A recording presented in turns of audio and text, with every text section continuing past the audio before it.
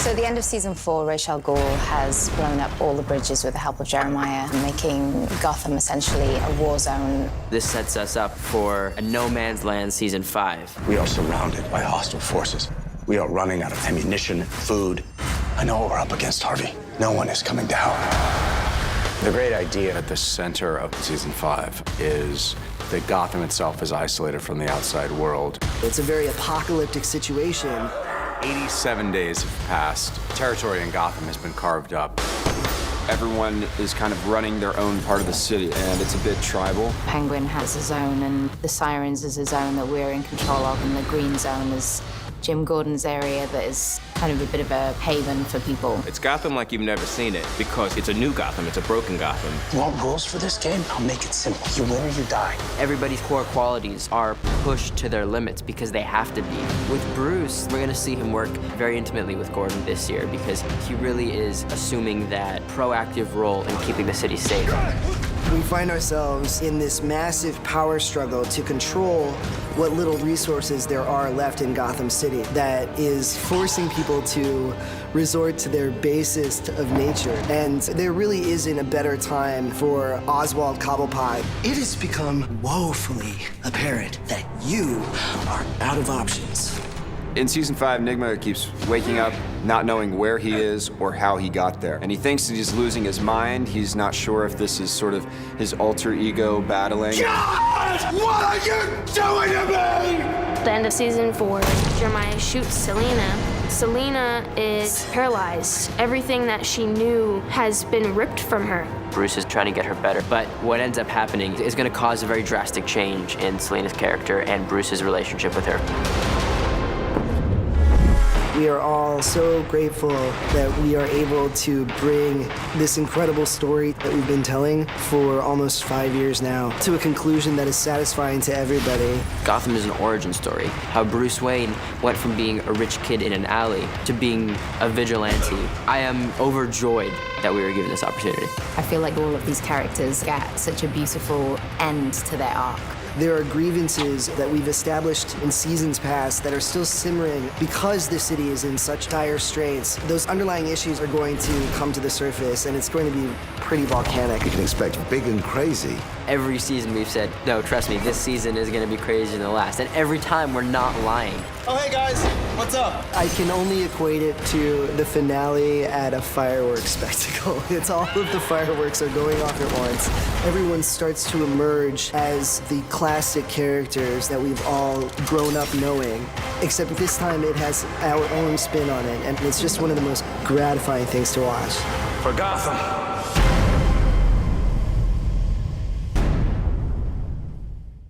What's going on, everybody? So you just saw a cast promo for the upcoming season of Gotham, which is going to be the final season. One note I want to make, that trailer that you just saw before the start of the video might be the last time I'm able to do that, because currently I'm getting hit by WB-TV on copyright strikes, and in the past I used to be able to just dispute them and they would let go of them, but for some reason now I can dispute and they still say like, nah, it's not fair use, it's not anything, so we're just gonna keep all your money, and which is not a lot, but you know what I mean, just every little bit helps. And apparently right now, I'm getting copyright strike by all this stuff. So I'm going to try it one more time. If I get copyright stricken again, I'm just going to have to do these videos a different other way, maybe with just photos or something like that. But it kind of sucks. I really like doing the trailer at the start and then talking about it. But we'll see what happens. Anyways, let's go ahead and jump into this trailer breakdown. So right at the start, we see Erin Richards, who is looking very beautiful, by the way. I think she looks super cute with that haircut. But basically, we got a bunch of the cast discussing Season 5 of Gotham and what happened at the end of Season 4 with the bridges being broken up and basically creating no man's land. Then various actors talk about how Gotham has been carved up into territories. And if you look at this map right here, you can kind of see who has what. The Sirens have up the top. They're, you know, across from them is Zaz.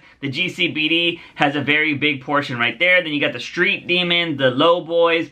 And one thing you can't see in this particular photo, but this purple area down at the bottom is all Penguin. And you can see that if you look at the previous trailer breakdown I did, and you look at Jerome's map, at the very bottom, it says, I said Jerome, I meant Jeremiah, Jeremiah's map, or just a map with the haha on it, because it could be anybody, to be honest. You see that Penguin actually has a huge part of Gotham. And if you pay attention to the very top of that map, you see Freeze, Firefly, and Scarecrow also have a portion of the city. So everybody has their territory. This is going to be a big, just like, we're probably going to see a lot of gang wars, other people trying to take other people's territories, and that should be a lot of fun going into this final season of Gotham. But since we're on the topic of the territories, the one thing you will notice is that Jeremiah does not have any territory on this map. So the cool thing about this little map image with his ha ha ha on it is basically Jeremiah, aka not gonna be Joker, gonna be Joker, whatever they're gonna do with him this season,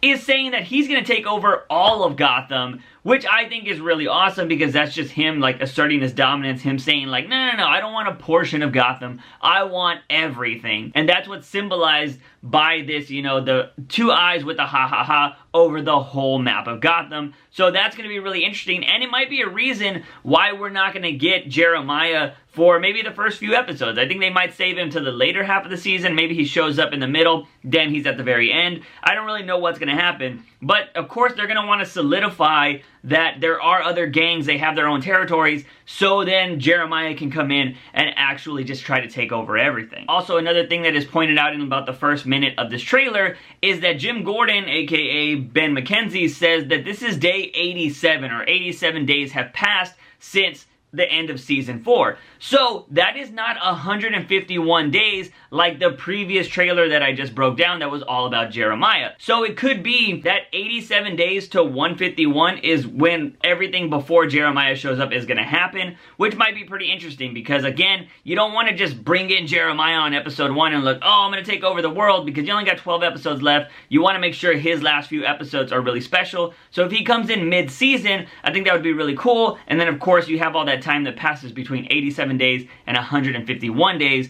which his little tease trailer was promoting. So this master plan of possibly taking over all of Gotham could be happening when he shows up on the 151st day. And then there's other random shots in this first minute of the trailer of just, you know, Scarecrow's gang and just other people, Jim Gordon running away, stuff we've seen before, so it's nothing too exciting, but, you know, Scarecrow's outfit does look pretty awesome. Then we get a little section of David Mazouz talking about how Bruce is going to take on more responsibility in Gotham, and basically he's gonna be that rise of the Dark Knight. He's gonna be the guy just beating up a bunch of bad guys, putting people in their place, and he's working with Jim Gordon very closely this season because they're trying to bring Gotham back from the brink of destruction. Like, it's done, they need to rebuild, and they need to clean up everything before they can start doing that. Then we got Robin Lord Taylor, aka the Penguin, talking about how No Man's Land has very little resources and everybody's kind of going back to their basic nature, like their basic instincts, essentially, and this is perfect for the Penguin because that's how he rolls. Like, he knows how to make something out of nothing, so that's probably the reason why he has the biggest part of Gotham on the map. But it's also just, this is when Penguin is at his best. Like, he can come back from the dirt and make non-dirt stuff. While he's explaining, we get these little snippets of him just with his gang, getting like freaking makeup on, getting his choice of knife that he wants to use, and also we see him fighting Tabitha. We know that that is going to be a big thing in Season 5, because obviously one of them's probably going to die, and it's not going to be Penguin. But, you know, they're both going to go after each other. I think Tabitha has to die at this point. I mean, I guess she could stay alive, but, like, I feel like one of them is going to die in this battle because they've constantly killed each other. Like, they've both taken the one thing they love the most, and it's going to end in death. And obviously, Penguin has to be the victor here because he's already in the time jump. We've seen that. But maybe she lives too because they don't want to kill her off. I don't really know, but I still think that battle, one of them should die. Then we have this scene of Penguin giving Gordon a machine gun, and it's going to be really interesting to see where they go with this, because there has been that scene where it looks like they block off the GCPD and they're all shooting from like the top of a tower, or kind of like, it looks like somebody's just invading a castle and they're all just shooting guns, and this might be the scene before that, because they have to work together for a reason. And it's going to be really interesting to see what that reason is. Is it because Jerome has like released something and everybody's coming after him? Or is it because the other gangs are going to try to take over Penguin's territory, so he's going to try to team up with the GCPD? It's going to be really interesting to see what kind of dynamics they're going to have during this season. Gotham can do a really awesome job with this gang territory storyline, or it could do a very bad job of just like focusing on just random stuff opposed to having these cool little gang wars. It's going to be interesting to see. I'm hoping they do it right. Next up was probably my least favorite part of the trailer, and that was Riddler talking about what we should expect from Nigma this season, and again, he's going to be losing his memory and like waking up in random places not knowing who he is, and I don't like that because we just went through that, so I feel like they're recycling storylines. This is something that Gotham has been very bad about. If you really do go back and watch the previous seasons, they have recycled storylines. How many times has Penguin went to the bottom and came back to the top? It's been like 2 or 3 times already. So I feel like they're just recycling Nigma because they don't really know what they wanted to do with him. And I know what they're gonna try to do. They're gonna use this storyline again so he can eventually become the full-blown Riddler and he'll have the question marks and all that jazz. But I think he could have still, like, I feel like they've done that already. He became the Riddler, you know, last season or the season previous to that, when he was freaking wearing the green suit and just being a badass. But I'm gonna hold on to a little bit of hope that Nigma will get redeemed this season, because last season I just was not feeling him, especially in that love little triangle that they had going on. Was not a fan of Nigma last year. Then we got Cameron talking about how she's paralyzed from the gunshot from Jeremiah and how Bruce is trying to take care of her and stuff like that. And she just doesn't know what to do with her life. Obviously, she's gonna get her legs back because we see that later on this trailer that Selena has just become somebody different from this injury. I can only assume she's gonna get some miracle drug, or maybe Ivy's gonna come back and be like, here you go, girl, let me save you one more time, because they've done that in the past. I hope they don't do that because it's just, again, repeat storylines. But it does have like this little scene right here where she's shaking and shivering, looks like she's seizuring, so she's probably going to get some kind of medicine, or they're going to try something different to try to give her legs back. I mean, they did use the Batgirl storyline from A Killing Joke. Maybe they do just put like a chip inside her spine or something like that. That's what they did in the comic books. I don't know if they'll do that here. It's a very possibility. I mean, they do have Lucius Fox. He stayed on the island, so he could be, you know, still creating something to try to make her better. We'll see what happens. They also did that in Arrow when Felicity went paralyzed. So we'll kind of see what happens. Then we get this little clip of what seems to be her new outfit. She's got some claws. She's got a little hat on and stuff like that. So it's going to be pretty interesting to see what happens with Selena. So the next bit of the trailer is just old footage from previous seasons and just the cast talking about how there's going to be these other storylines, or they're going to finish the stories basically that have been simmering over the last few seasons. Like, we get a clip of Gordon and Barbara. Are they going to be hooking up again? Because there was that rumor or that story that Barbara's going to end up a hero by the end of this series. So maybe she's going to start doing good again. She's going to maybe work with the GCPD, and her and Gordon are going to get back together. Then we finally get some clips of Jeremiah. It looks like he's licking the blade with blood on it. Then we see what could be the reveal of Harley Quinn. Then what can only be in the same scene because they're wearing the same outfits. We have, you know, them, Jeremiah and Echo, or Harley Quinn, whatever she's going to be called. They're dancing. And then there's another scene where Jeremiah is choking her. So we get a little bit of that abusive relationship, which I hope they stick with. And it's kind of like, I love you, then I hate you kind of thing, because that is really the Harley Quinn and Joker relationship. I do want to point out, because I have not made a video about this yet, there was that whole thing about the Ace Chemicals footage coming out, or like the photos of the Ace Chemical vats, and everybody's like, oh, that's where Jeremiah is going to be, you know, come freaking, you know, Joker and blah, blah, blah, blah. Well, I mean, again, I've mentioned this in previous videos. I don't really see what the vat's gonna do to him besides make him probably a little bit crazier, because he already has the pale skin, the red lips, the green hair, all that jazz.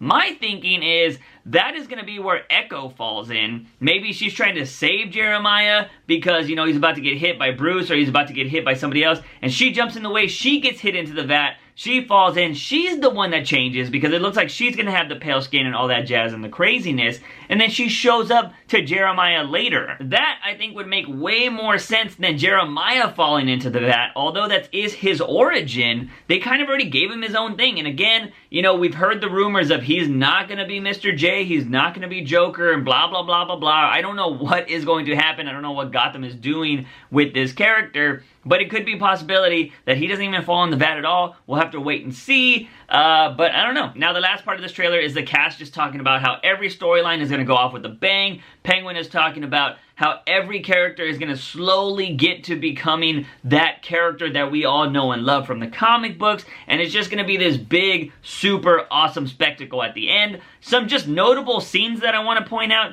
I did talk about that whole little thing with GCPD, Penguin, and everybody, and that looks like they're defending kind of like a fortress castle thing. We have that scene here that could be way more towards the end of the season or the finale. Specifically, I want to jump over to this scene where Bruce and Selena are fighting these characters right here, because if you don't know who that character is, he's one of the mutants from Dark Knight Returns, which is Frank Miller's classic comic book.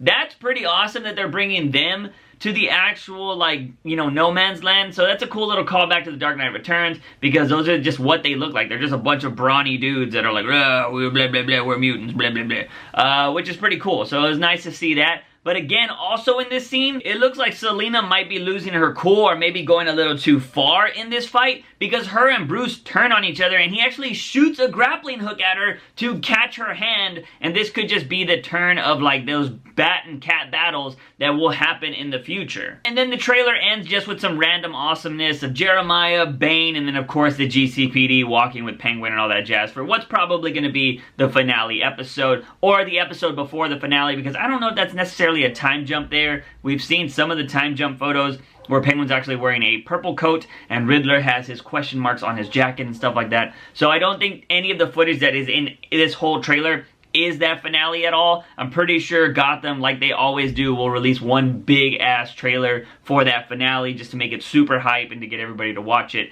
And it'll probably show the silhouette of Batman for the first time. But we'll see what happens. So that's pretty much the trailer, guys. Let me know what your favorite part of this trailer was. Again, like I said, if this gets tagged, if this gets copywritten by WB again, I won't be playing the trailers anymore at the start of the thing until I can get some kind of confirmation from them that they won't hit me anymore. And I'll just show photos from now on. Hopefully that doesn't get flagged. But that's pretty much it, guys. If you haven't seen any of my other videos, I did do one about Blue Beetle and the possibility of how Batman could play into his movie that's in development, and also another Gotham trailer right there. Go check out both of those. Also, if you haven't followed me on my new Instagram that I just created, BATfromtheBOX, I'm going to be posting a bunch of random Batman stuff on there. So if you want to follow a random Batman thing on Instagram, go do that. And of course, subscribe to this channel and turn on notifications so you don't miss any awesomeness that is coming to this channel, because it is all Batman all the time. But anyways, guys, that's going to be it. I am your host, Juice Wayne. I still don't have an outro, but Batman is awesome. I'll see you guys next time.